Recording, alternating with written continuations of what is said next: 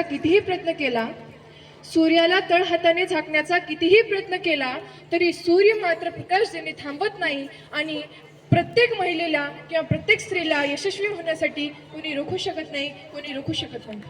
आज मी इथे उभी आहे, लाडो राठोड इयत्ता 9वी मधली आज मी विद्यार्थिनी इथे उभी आहे। यामागचे कारण काय?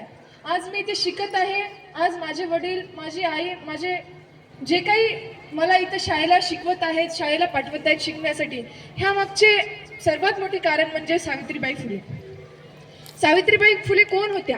नेमका सावित्रीबाई फुले कोण होत्या हे जाणून घ्यायचं म्हणजे सावित्रीबाई जन्माला आल्या, त्या शिकल्या, त्यांनी शाळा खोलली एवढंच नाही तर सावित्रीबाई शिकल्या, जन्माला आल्या ही गोष्ट न सांगता सावित्रीबाई कोण होती हे समजायचं म्हणजे तर सावित्रीबाईच्या परिस्थितीतून शिकल्या, ज्या परिस्थितीतून घडल्या, त्यांनी जो संघर्ष महिलेला शिकवण्यासाठी केला, हे जर आपल्याला कळालं तर खरी सावित्री कोण होती हे आपल्याला लक्षात येईल। कोण होती सावित्रीबाई?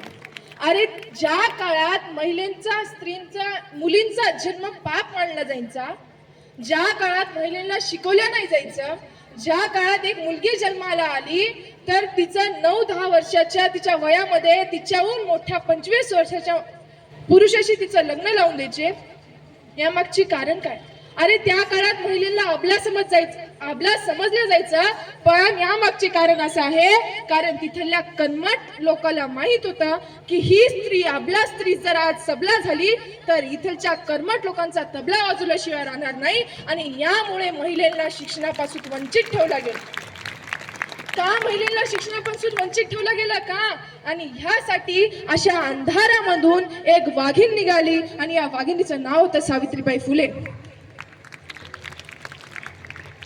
सावित्रीबाई फुले यांचा जन्म 3 जानेवारी